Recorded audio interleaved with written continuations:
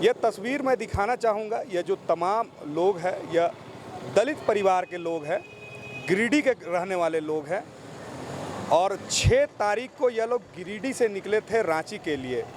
और रांची के लिए इसलिए निकले थे कि ये अपने मुख्यमंत्री से मिल पाए और अपनी पीड़ा सुना पाएँ।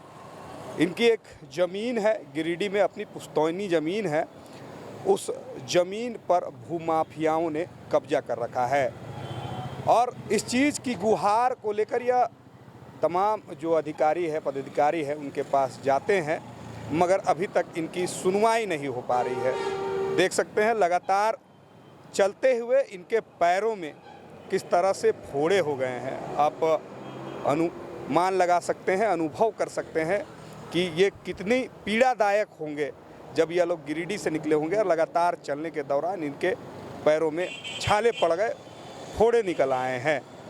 क्या कुछ पूरा मामला है हम जानेंगे। हमारे साथ हरिलाल दास जी हैं। सर, कब से अपनी ज़मीन को लेकर आप लोग सरकार से गुहार लगा रहे हैं और कितनी ज़मीन है वो? मेरा 1 एकड़ 13 डिसमिल ज़मीन है, जो कि हम जयपुर में मजदूरी कर रहे थे बच्चों को पालन पोषण के लिए। तो हमको न रहने के कारण ये लोग 2 साल के पहले से इन लोग जो है घेराबंदी करना शुरू किया।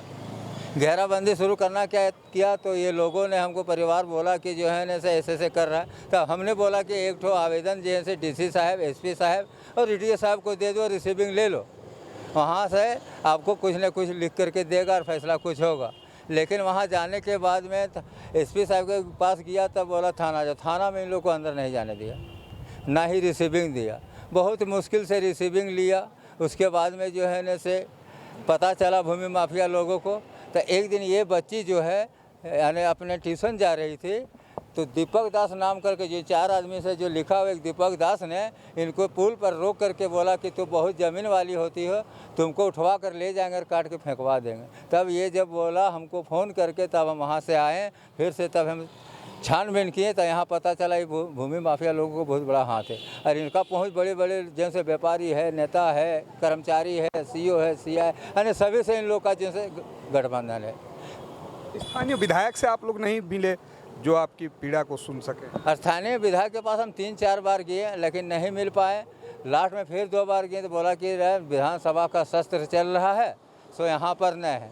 तो फिर हम जाना छोड़ दिए।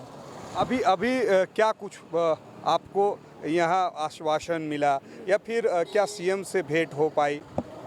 अभी यहाँ आने के बाद में सबसे पहले जो है ना उन लोग को पता चला तो वहाँ का जो भी है सभी को ले गया वहाँ बगल में, सीएम के बगल में क्या है नया, लेकिन दवा हुआ का बंदोबस्त किया, दवा दिया और जो है दवा देने के बाद मैंने बोला कि आप मिल लो। लेकिन गए तो सीएम साहब से हमको मिलना है या नहीं, बोला कि है तो नहीं, तो उनका कौन होता है उनसे हम मिले।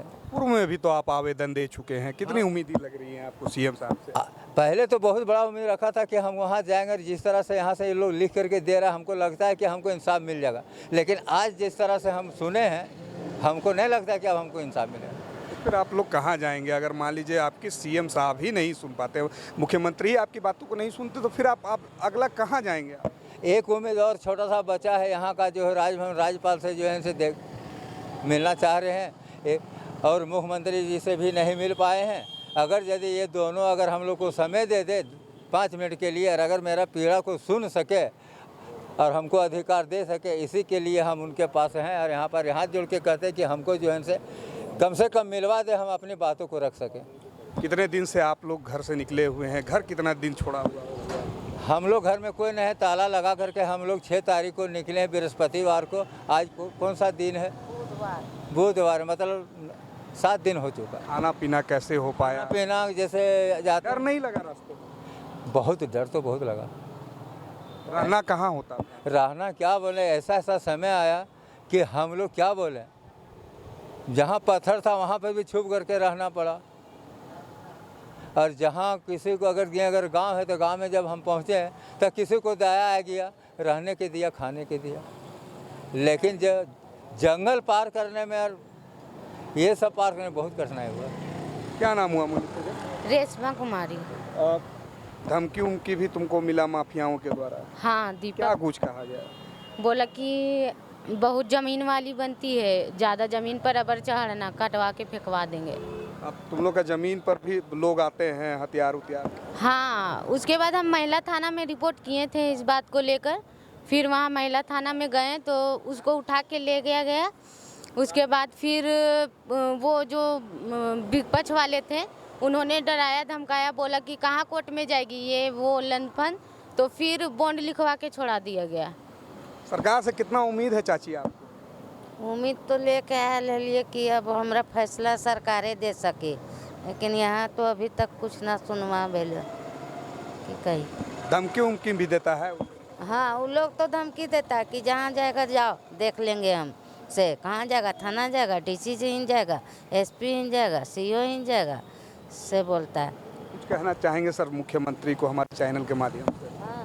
मुख्यमंत्री जी से यही कहना चाहेंगे कि हमको दया करके 5 मिनट का समय दे, सारा कुछ देखे सुने, अगर उचित है हमको इंसाफ दे, और जो अगर दोषी है उसको ऊपर कार्रवाई करे। बता दें, यह जो तस्वीर आप देख रहे हैं, यह तमाम जो लोग हैं यह दलित परिवार से हैं और 6 तारीख को यह लोग रांची के लिए गिरिडीह से निकले थे और मन में आस लिए कि इनकी जो समस्या है, जो भूमाफिया इनकी ज़मीन पर नज़र टिकाए हुए हैं, उनके खिलाफ यह लोग न्याय की गुहार लगा रहे थे, मगर सरकार के अधिकारियों से इनकी उम्मीदें टूट गई हैं और एक आखिरी उम्मीद सरकार के मंत्रियों से, विधायकों से और स्वयं मुख्यमंत्री पर टिकी हुई हैं।